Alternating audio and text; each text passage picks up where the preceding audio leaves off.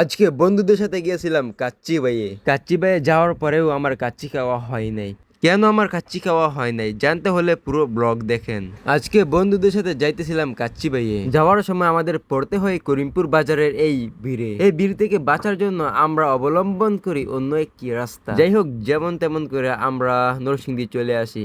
নরসিংদী আসার পর আমার বন্ধুরা বলতেছে এখান থেকে নাকি তারা স্টেশন যাবে, যেখানে আমি এই প্রথমবার আসলাম। জেলা আমার নরসিংদী হলেও আমি এই প্রথমবার আসলাম। এরপর এখান থেকে তারা আবার যায় সরকারি কলেজে। এখানে অনেকক্ষণ ঘোরাঘুরি করার পরে নামাজের সময় হলে নামাজ পড়ে আর বেশি দেরি না করে চলে যায় কাচ্চি ভাইয়ে। ওইখানে নামাজের কথা বললাম আপনাদেরকে একটা মেসেজ দেওয়ার কারণে, যে আপনি ঘুরতে যান, বেড়াইতে যান, খাইতে যান, যেখানে যান আপনার মনের নিয়ত থাকলে আপনি নামাজ পড়তে পারবেন। মনে রাখবেন, আগে নামাজ পরে সমাজ, পরে দুনিয়া, পরে সবকিছু, আগে নামাজ।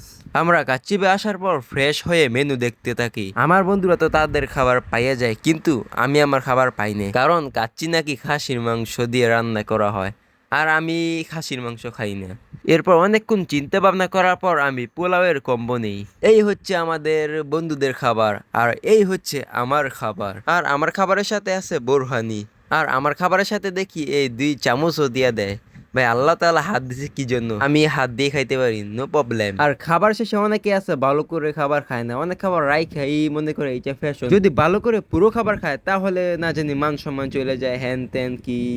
দেখো ভাই, খাবার অপচয়কারীকে আল্লাহ তাআলা পছন্দ করেন না। এর জন্য যে কোনো খাবারই খান না কেন, সবসময় ভালোভাবে পুরোপুরি ভাবে খাবেন। এরপর খাবার শেষে এই বোরহানি বেশি হয়। এরপর ভাইকে বলি, ভাই এই বোরহানি কি পার্সেল করে বাড়িতে নিতে পারি? ভাই বলে অবশ্যই, পারবে না কেন।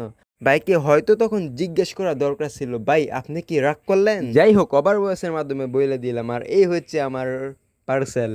এরপর খাওয়া দাওয়া শেষে ভাইকে আমাদের বিল দিয়ে দিল, এবং শেষে ভাই যদি এই ভিডিও দেখেন, এবং আপনাদের সবাইকে বলতেছি, এতক্ষণ ধরে আমার এই কথায় আপনারা কি রাগ করলেন? আর আমার বন্ধু এগুলো নিয়ে যাইতেছিল, আমি তাকে ভিডিও করে দেখিয়ে দিলাম, বন্ধু তুমি কি রাগ করলা?